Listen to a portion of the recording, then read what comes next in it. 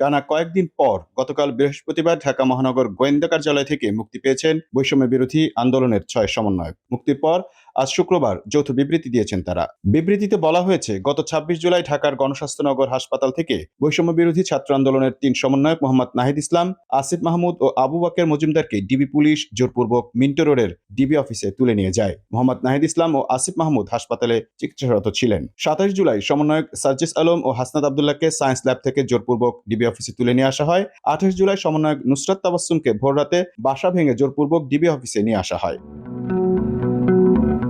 আরো বলা হয়, মূলত আন্দোলন ও নেতৃত্বকে ছত্রভঙ্গ করতেই ১৯ জুলাই থেকে বৈষম্য বিরোধী ছাত্র আন্দোলনের সমন্বয়কদের গুম, গ্রেপ্তার, নির্যাতন ও হয়রানি করা হচ্ছে। এর ধারাবাহিকতায় নিরাপত্তার নামে ৬ সমন্বয়ককে ৭ দিন ধরে ডিবি হেফাজতে জোরপূর্বক আটকে রাখা হয়। স্বরাষ্ট্রমন্ত্রী ও ডিবি প্রধান নিরাপত্তার কথা বললেও আমাদেরকে আন্দোলন থেকে বিচ্ছিন্ন করে রাখার জন্যই ডিবি হেফাজতে রাখা হয়েছিল। ৬ সমন্বয়ক বলেন, আমরা গুম, গ্রেপ্তার ও নির্যাতন থেকে নিরাপত্তা ও নিশ্চয়তা চেয়েছিলাম। আমরা আমাদের মত প্রকাশের অধিকারের নিশ্চয়তা চেয়েছিলাম, কিন্তু অসাংবিধানিক ও আইন বহির্ভূতভাবে আমাদেরকে ডিবি হেফাজতে আটকে রাখা হয়। প্রথমে নিরাপত্তার কথা বললেও পরে আদালতের কথা বলা হয়। আদালতের আদেশ ছাড়া নাকি আমাদের ছাড়া যাবে না। সরকারের কাছে আমরা এই প্রহসনের নিরাপত্তা চাই না। আমরা আমাদের ভাই বোনদের হত্যার বিচার চাই।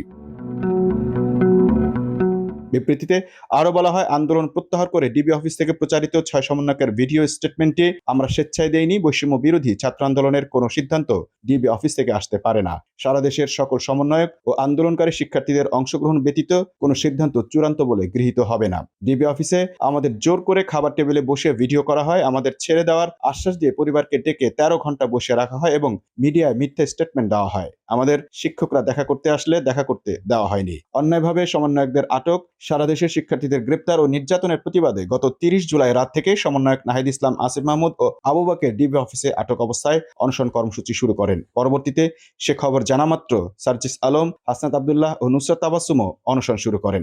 অনশনের কথা পরিবার ও মিডিয়া থেকে গোপন করা হয়। প্রায় ৩২ ঘন্টারও অধিক সময় অনশনের পরে ডিবি প্রধান ৬ সমন্বয়কে মুক্তির চূড়ান্ত সিদ্ধান্ত দিলে অনশন ভাঙা হয়। আমাদেরকে ১ আগস্ট দুপুর ১:৩০টায় পরিবারের জিম্মায় ছেড়ে দেওয়া হয়। গত ৭ দিন ডিবি অফিসে আমাদের ও আমাদের পরিবারের সঙ্গে নানা হয়রানি, নির্যাতন ও নাটক মঞ্চস্থ করা হয়েছে। আমরা এর তীব্র নিন্দা ও প্রতিবাদ জানাচ্ছি।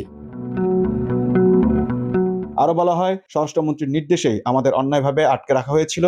সরকার আইন শৃঙ্খলা বাহিনীকে ছাত্র নাগরিকের মুখোমুখি দাঁড় করিয়ে দিয়েছে। সরকার এখনো শিক্ষার্থীদের উপর দমননীতি অব্যাহত রেখেছে এবং সারা দেশে আন্দোলনরত শিক্ষার্থীদের গ্রেপ্তার ও নির্যাতন করছে এবং শান্তিপূর্ণ কর্মসূচিতে বাধা প্রদান করছে। ছাত্র নাগরিক হত্যার বিচার ও আটক, নিরপরাধ ব্যক্তিদের মুক্তির দাবিতে বৈষম্য বিরোধী ছাত্র আন্দোলনের কর্মসূচি অব্যাহত থাকবে।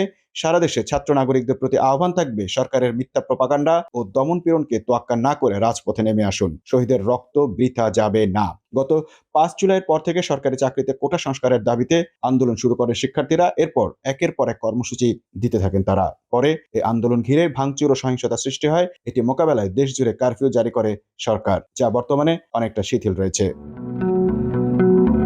Mamun Mahfuz, prime news desk.